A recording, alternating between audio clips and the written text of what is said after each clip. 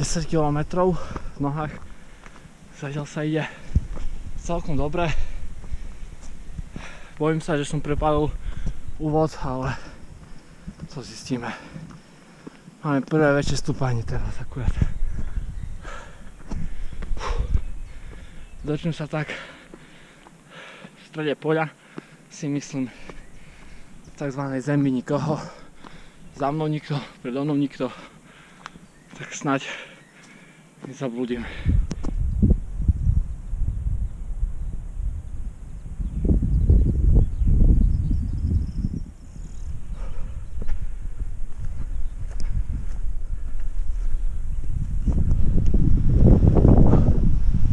Kilometr. Som na druhej kontrole Hrad Bansko.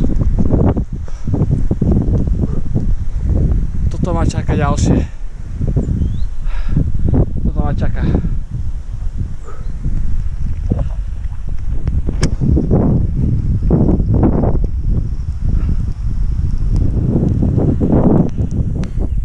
Prehnala sa búrka s krupami, krupobytie. Aktuálne je 27. km. Za chvíľku budem končiť prvý okruh. Dosť sa ochladilo, bola mi zima asi na celé telo, ale už je to lepšie. Teraz sa beží takými lukami. Nohy mám, topánky sú úplne premúčené. Uvidím, či budem meniť ponožky, či nie. Tak vidíme sa za pár hodín na druhom okruhu. 40. km.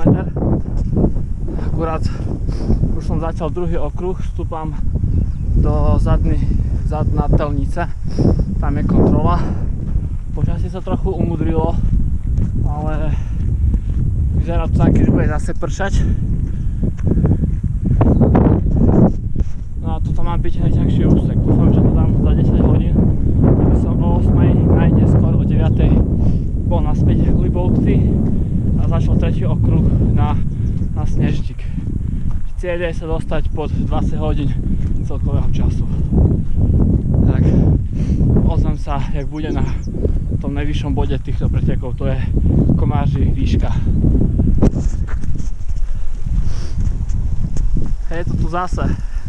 A tu trošku nám tu prší, trošku nám padajú krupy. Ale počasie si človek nevyberá. Zatnúť zuby a hlavne sa s tým nesrať.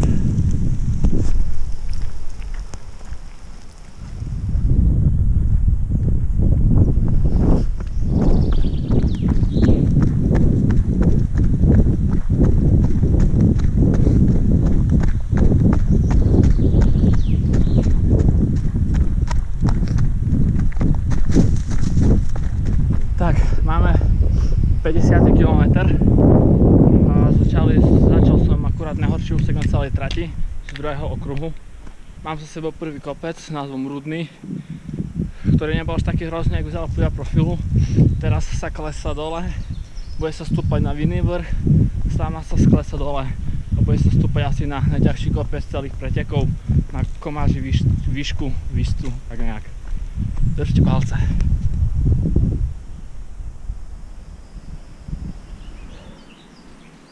To si robí srandu, že tam máme ísť.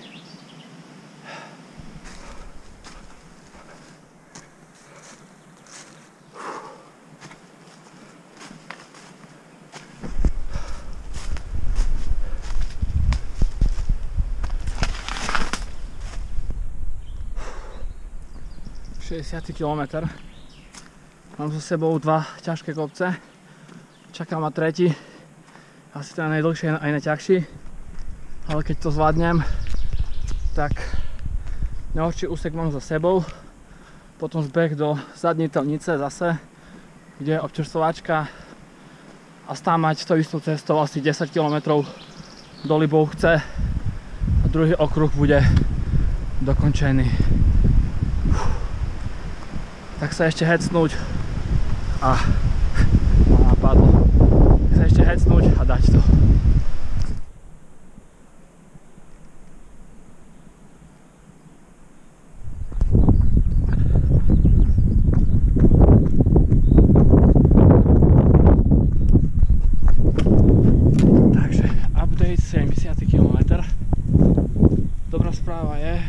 celkom v pohode, až na tie spodky noh, kde ma pečú jak šalené.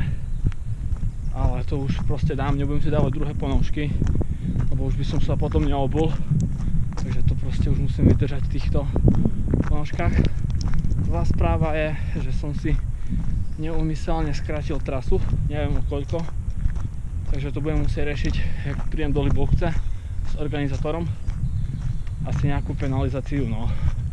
A jak sme boli na tej kontrole predchádzajúcej, tak jeden sa pýtal tej, čo robila na občerstvovačke.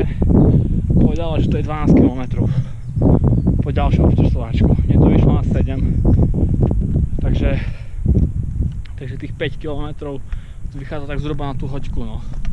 Takže tá hoďka by tam mohla byť tá penalizácia. Uvidím, čo povie organizátor. Dúfam, že tam nebola niekde kontrola po ceste. Tak snáď to dobre dopadne.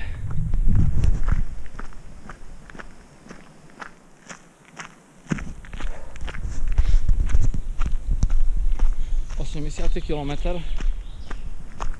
Nohy sú celkom na to dobré, no. A ako aj telo je v pohode. Tie spodky noh má peču proste stále. Teraz po tej ceste behať to bude celkom problém, keď je dosť kamenistá. Ale začína ísť na mňa unáva, no.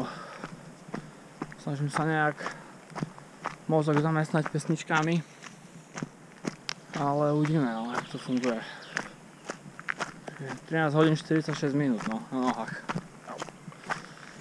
Tak Děčínsky snežník ešte dá možnosť za svetla, ale už budem mať čelovku na hlave, takže je dosť možné, že už koniec pôjdem po tme. Tak uvidíme, jak to na mňa zapôsobí.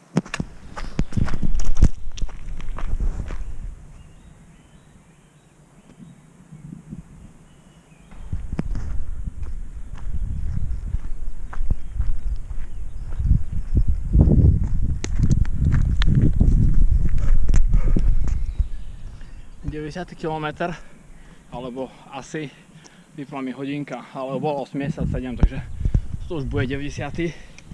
Taká stopanie na Děčínsky snežník. Posledný krpal a potom už len na Tisu zbeh z Tisej do Libovce a oslavovať víťazstvo. Tak držte palce.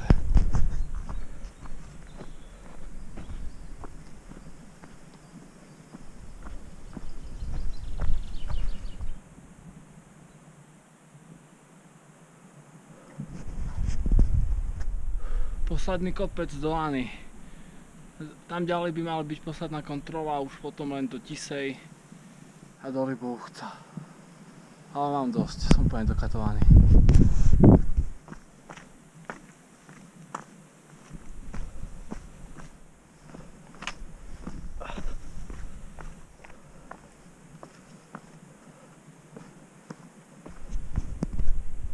Tak.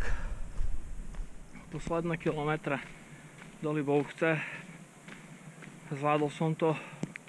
Ešte na konci spravil organizátor takú hnusarinu, úplne s ktorými zjazd, proste len tak lesom, krížom. V kolena plakali. Nohy mám na kašu, čo sa týka tie spodky, tie proste strašne bolia. Tak sa teším na to celkové video, jak to bude vyzerať.